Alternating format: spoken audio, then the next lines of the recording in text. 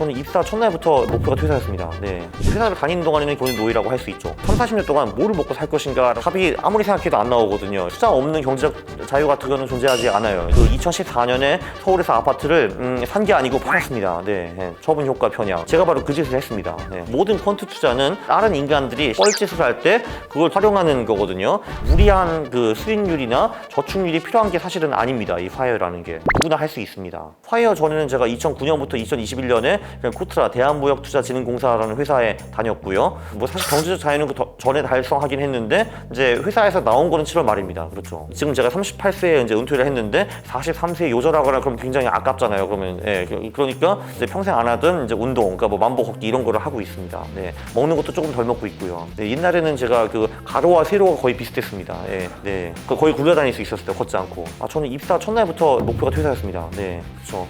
고등학교 때 부자 아빠 가난한 아빠라는 책을 보게 되었어요. 이제 거기 보면 이제 그런 내용들이 사실 나오죠. 그 중산층 함정이라는 게 있거든요. 좋은 대학 가가지고 좋은 직장 가면은 모든 게 해결될 거야라고 하는데 이제 실제로 거기까지 도달해 보면은 빚내 가지고 집 사 가지고 평생 동안 갚기 위해서 열심히 일하고 나중에 늙어가지고 죽는다 그런 얘기가 나오는데 제가 거기서 오쉣 했죠. 이렇게 살면 안 되겠다. 회사를 다니는 동안에는 계속 어떻게 보면 돈이 노예라고 할 수 있죠. 제가 뭐 맨날 회사 다니면서 나는 노예야 생각하지는 않았지만 그 생활을 언제가 빨리 벗어나야 된다라는 그런 생각은 늘 하고 있었습니다. 요즘 MBA에서 최고의 화두가 그 영어로 longevity, 우리말로 장수라는 이제 뜻인데 그 옛날에는 사람들이 뭐 한 50대 60대 은퇴해가지고 한 2년 더 살다가 죽어버렸는데 근데 지금은 그게 아니잖아. 지금은 은퇴를 해도 엄청나게 건강하고 이제 몸도 젊고 한 30-40년은 최소한 더 살게 되거든요 이게. 근데 그러면 그 30-40년 동안 뭐를 먹고 살 것인가 라고 생각을 해보면은 답이 아무리 생각해도 안 나오거든요. 예를 들면 국민연금 이런 것들은 인구 구조 때문에 한 2040-50년 되면은 거의 다 고갈이 돼가지고 유지가 안 될 거거든요. 제가 보기에는 모아둔 돈을 투자해서 먹고 살 수밖에 없는 것 같습니다. 자기가 하고 싶은 그 일로 계속 수입을 낼 수 있다. 그것도 100세까지. 그럼 매우 좋기는 한데 저는 현실적으로 그런 사람들은 많지 않을 거라고 봅니다. 그래서 그 사람도 투자를 해야 돼요. 그 사실 그 경제적 자유에 도달하려면은 투자 없는 경제적 자유 같은 거는 존재하지 않아요. 이제 가장 쉬운 방법이 그냥 금액이 적을 때부터 들어가면은 됩니다. 첫 투자요. 이제 대학에 들어간 게 제가 2003년이었는데 그 2004년부터 투자를 시작했죠. 졸업하고 이제 한국에 와가지고 2006년 가을부터 이제 제 돈이 생기기 시작했죠. 이제 공익도 했고 그 최스 과외 같은 거를 하면서 거기서 과외비 좀 받고 그 당시 제 자산이 뭐 한 2천 정도였을 거예요. 2008년에 금융위기라는 게 있었는데 제가 한 연 단위로 25% 정도 손실을 봤고요. 월 단위로 그거보다 더 많이 잃었을 순간도 분명히 있었을 겁니다. 지금은 2천만 원이라서 뭐 그렇다고 치면 나중에 2억이나 20억이 됐을 때 이런 식으로 25% 까이면은 정말 잠이 잘 안 오겠구나라고 생각을 하기도 됐죠. 일단 내가 5억을 모아놓고 그 다음에 투자해야지 하면은 그러면 오히려 잘 안 돼요. 돈이 어느 정도 쌓이고 나서 투자 실력이 같이 오는 게 아니거든요. 그래서 작은 돈으로 미리 연습과 경험을 많이 해봐야지만 큰 돈이 와도 대형 사고를 안 당할 수가 있습니다. 준비를 하고 투자를 하겠다고 하는데 내 돈이 안 들어가 있으면 준비를 안 해요. 사람들이 기본적으로. 일단 돈을 박은 다음에 그 다음에 공부에 늦지 않습니다. 돈이 들어가면 우린 다 원숭이로 변한다라고 말을 제가 많이 하고 다니는데 투자를 하기 전에는 그래도 거의 인간 비슷하게 생각을 할 수가 있어요. 뭐 논리적으로 생각을 할 수가 있는데 일단 우리 돈이 들어가 버리면은 더 이상 우리가 객관적으로 판단할 수 있는 능력이 사라진다고 저는 생각을 합니다. 제가 그 2014년에 서울에서 아파트를 산 게 아니고 팔았습니다.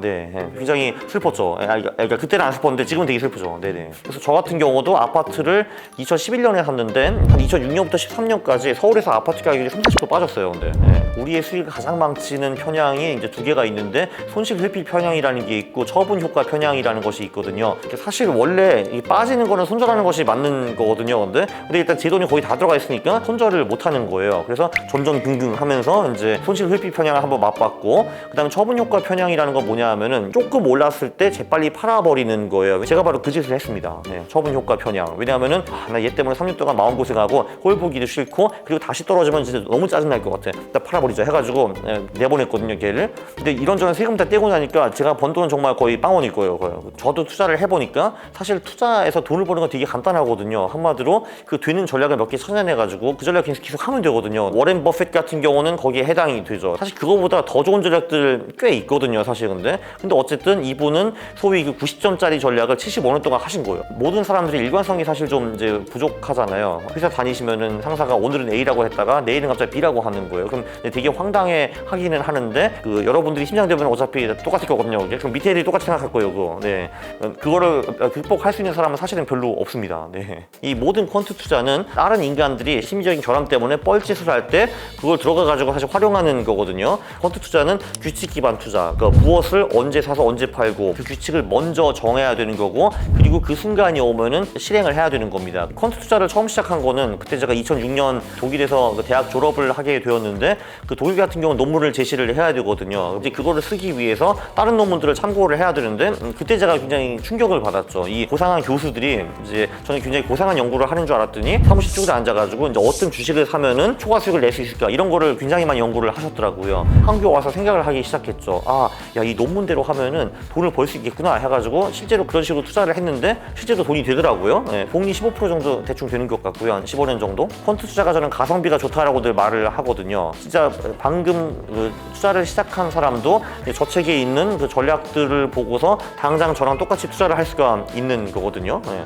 근데 이제 가치 투자는 그게 안 돼요. 예를 들면은 워렌 버핏이 가치 투자의 최고봉인데 제가 그 레벨의 근처까지 가는데도 50년은 걸릴 거예요. 그분의 4대 철칙을 보면은 경영진이 훌륭해야 된다라는 말이 있는데 그거는 사실 누구나 동의를 할 겁니다. 근데 도대체 그럼 뭐가 좋은 것인가? 좋고 안 좋은 거를 어떻게 평가하는 것인가? 이거는 상당한 경험이 필요하거든요. 사실 근데 투자로 성공할 수 있는 방법은 굉장히 많다라고 생각을 하고요. 뭐 인생과 똑같습니다. 공무원이 돼서 성공할 수도 있는 거고, 뭐 사업을 성공할 수도 있는 거고, 인생에 성공할 수 있는 길이 100만 개 있으면은 투자도 마찬가지이기는 한데요. 저는 퀀트 투자는 그래도 그게 상대적으로 좀 더 쉽다라고 봅니다. 네. 요즘 우리나라에 좀 비관주의가 굉장히 많은 것 같습니다. 한마디로 나는 흑수저이기 때문에 어차피 안 될 거야. 아무리 열심히 일해봤자 집도 못 산다. 뭐 이런 말도 나오고. 근데 지금 인터넷에 보면 낙원계산기라는 게 있어요. 내가 지금 가진 돈은 얼마이고, 그럼 내가 이제 매년 얼마를 저축하고 얼마로 불리면은 나중에 그 돈이 얼마가 되고 이런 게 있거든요. 그래서 사실 저는 펀드 투자는 다 안 해도 되는데 그 낙원계산기는 무조건 한번 돌려보시라고 제가 늘 강조를 합니다.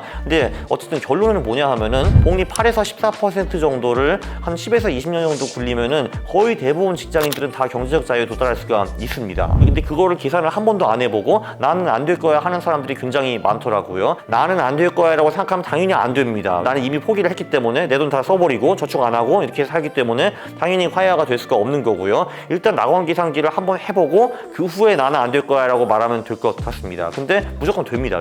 이게 재밌는 게 뭐냐면은 이제 운칠기삼이라고 말을 하고, 저도 사실 제 부의 70%는 운이고 30%는 노력이었다라고 생각을 하는데, 하이어 부자들 인터뷰 한 20명 정도 하면서 그 비중을 늘 물어봤어요. 그래서 평균을 딱 내보니까 50% 딱 이렇게 나오더라고요. 보니까 사실 이제 운 없이 이제 부자가 될 수 있는 방법은 사실은 이제 없고요. 근데 그 기회는 사실 거의 다 노력을 하는 사람한테 오게 되어 있습니다. 그리고 그 사람이 아무래도 그런 기회들을 훨씬 더 많이 보고요. 운도 당연히 필요하죠. 네.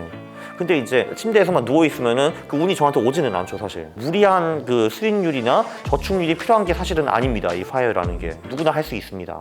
팩터 몇 개만 이제 투입을 해도 많이 벌 수가 있거든요. 거기에 다 돈 드는 지표들입니다. 퀄리티 팩터들은 이제 여러 개가 있는데 그 중에서 지금 가장 잘 나가는 팩터가